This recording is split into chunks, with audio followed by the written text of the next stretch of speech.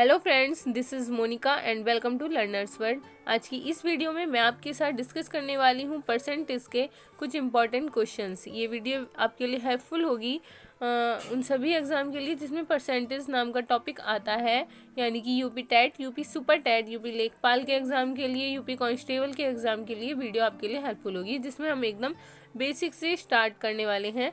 तो अगर आपको मैथ्स बिल्कुल भी नहीं आता है तब भी आपके लिए वीडियो हेल्पफुल होगी, स्पेशली उन स्टूडेंट के लिए जिनका मैथ्स बहुत ज़्यादा वीक है। तो स्टार्ट करते हैं आज के अपने पहले क्वेश्चन के साथ। क्वेश्चन है हमारा, एक व्यक्ति की मासिक आय 6,000 रुपये थी। यदि उसकी आय 20% घट जाए तो व्यक्ति की नई आय बतानी है। इसमें ये पूछा गया है कि 6,000 रुपये उसकी आय थी और 20% घट जाती है। अब इसमें इस क्वेश्चन को करने के दो तरीके हैं। एक तो हम है, ये तरीका है कि हम 6,000 का डायरेक्टली 20% यानी कि 20% निकाल लें। तो वो निकालने का तरीका देखिए कैसे निकालते हैं। 6,000 रुपये थे, उसका 20% निकालना है, तो गुणा 20 और प्रतिशत का मतलब होता है अपॉन में 100, तो बटे में 100 कर देंगे तो ये निकल आएगा। इससे यहाँ पर आ जाएगा आपका 1,200 रुपये। कितना आ जाएगा? 1,200 रुपये आ गया 6,000 का 20%। अब क्योंकि आय उसकी घटी है, इस वजह से यहाँ पर लिखा हुआ है ना, उसकी आय घटी है, तो इस वजह से हम 6,000 में से माइनस कर देंगे कितने? 1,200 रुपये। तो हमारा आंसर निकल के आ जाएगा, कितना आ जाएगा? 4,800 रुपये। इस क्वेश्चन का होगा करेक्ट आंसर, यानी कि ऑप्शन नंबर फर्स्ट जो है वो आपका करेक्ट आंसर है। अब दूसरा तरीका देखिए। दूसरा तरीका है आपका, एक सेकंड मैं इसको रफ कर देती हूँ ताकि आपको थोड़ा सा स्पेस मिल जाए यहाँ पर। तो दूसरा तरीका हमारा ये है कि हम निकालेंगे, सबसे पहले हम देखेंगे 20% कितना होगा इसका। तो हमें अगर किसी चीज़ का परसेंटेज निकालना है तो हम पीछे से स्टार्ट करते हैं। अगर पीछे से एक संख्या के बाद दशमलव लगा देते हैं तो आपकी जो ये डिजिट बची वो होगी उसका 10%। कितना? 10%। यानी कि अगर 6,000 का 10% की बात करें तो वो हो जाएगा 600। वहीं अगर हम पीछे से दो संख्याओं के बाद दशमलव लगा देते हैं तो ये जो संख्या बची वो होगी इसकी 1%। तो अगर 6,000 का 10% जो निकला पीछे से एक संख्या के बाद दशमलव, तो आ गया 600 रुपये। अब इसमें निकालना है आपको 20%, तो 600 का डबल कर दीजिए, आ जाएगा आपका डायरेक्टली आ जाएगा 1,200 रुपये। को निकालने की जरूरत नहीं होगी। और फिर आप 1,200 6,000 में से माइनस कर देंगे, क्योंकि आय जो है वो घटी है, तो आपका 4,800 रुपये इसका करेक्ट आंसर आ जाएगा। अब बढ़ते हैं अपने अगले क्वेश्चन की तरफ।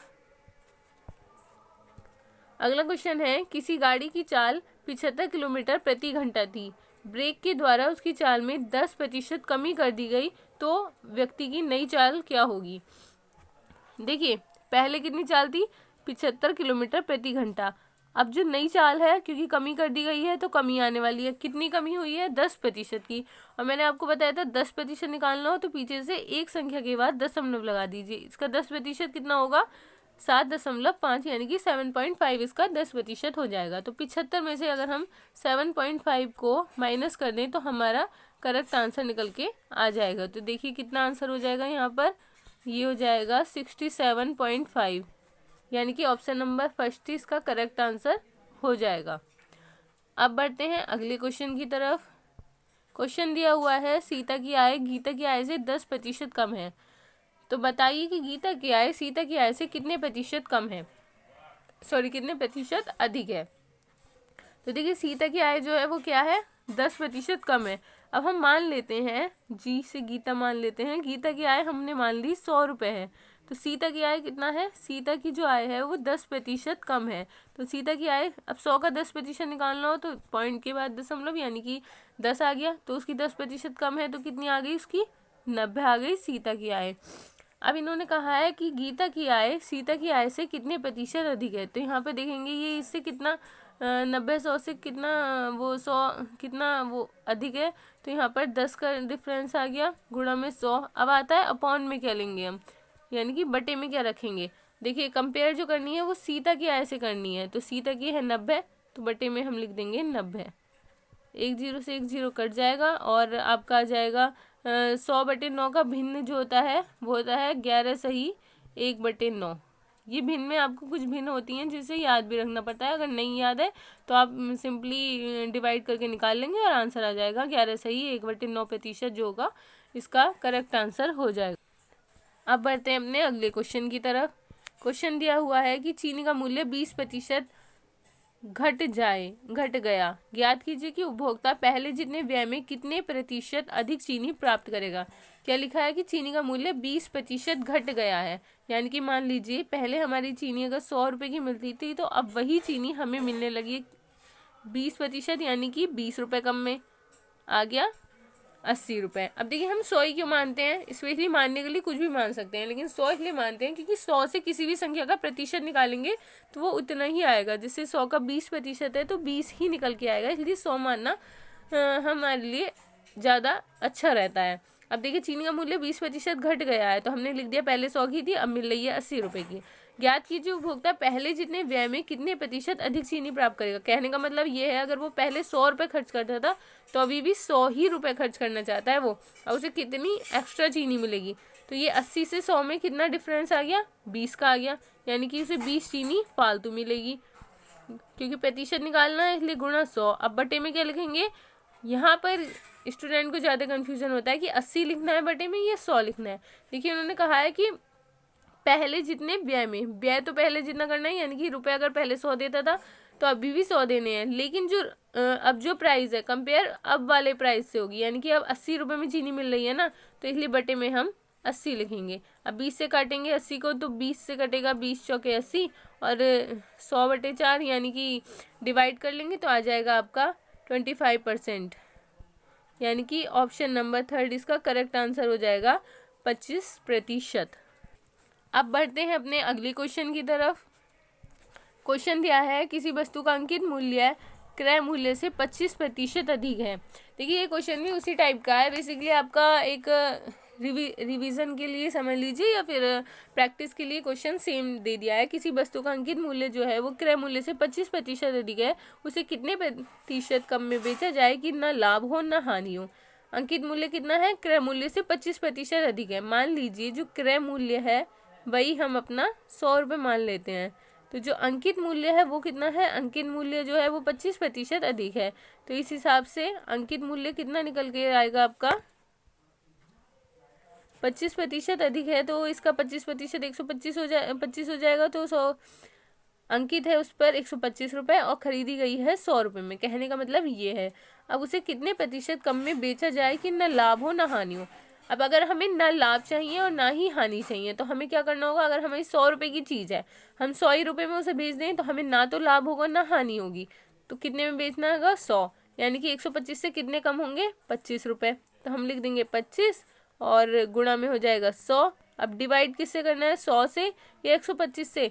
तो अब जो अंकित मूल्य है, लाभ हानि जो होता है वो क्रय मूल्य पर होता है, लेकिन वो कह रहा है कि ना लाभ हो ना हानि हो, यानी कि हमें अंकित मूल्य पर ही वस्तु को देना है। 125 से हम इसकी कंपेयर करना चाहते हैं। 25 से 125 कटेगा कितनी बार, 25 पंजे 125 होता है। 5/100 का मतलब कितना हो गया 20%। तो 20% जो होगा वो इस क्वेश्चन का हो जाएगा करेक्ट आंसर, यानी कि ऑप्शन नंबर 3 इसका करेक्ट आंसर हो जाएगा। अब बढ़ते हैं अपने अगले क्वेश्चन की तरफ। क्वेश्चन दिया हुआ है सरसों के तेल का दाम 15% बढ़ गया है, 15% बढ़ गया है, उसकी बिक्री कितने प्रतिशत कम होने पर दुकानदार की लाभ हानि पर असर नहीं पड़ेगा। यानी कि सरसों के तेल का दाम 15% बढ़ गया है। अगर पहले 100 रुपये का सरसों का तेल मिलता था तो अब वो ही तेल मिल रहा है 115 रुपये में। अब इसमें क्या कह रहा है, बिक्री कितने प्रतिशत कम होने पर दुकानदार को लाभ हानि पर कोई असर नहीं पड़ेगा। यानी कि दुकानदार को अगर बिक्री को अपनी प्रभावित नहीं करना है, लाभ हानि को, तो उसे जो 115 रुपये के वो होता है 115 रुपये हुए हैं वो अभी भी 100 ही रुपये उस पर खर्च करेगा। कहने का मतलब ये है डिफरेंस हो गया 15 का, गुणा में हो जाएगा 100 और अपॉन में कितना होगा जो प्रेजेंट टाइम का प्राइस है, यानी कि 115 रुपये।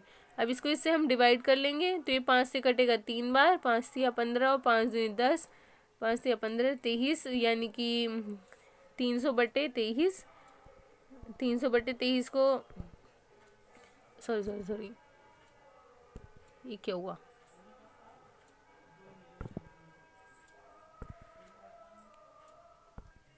300/23 को अगर हम डिवाइड करेंगे तो इसका करेक्ट आंसर क्या आ जाएगा, ये हम डिवाइड कर ले तो ये आ जाएगा आपका 13 सही 1/23%। इसका हो जाएगा आपका करेक्ट आंसर, ये हो जाएगा इसका आंसर।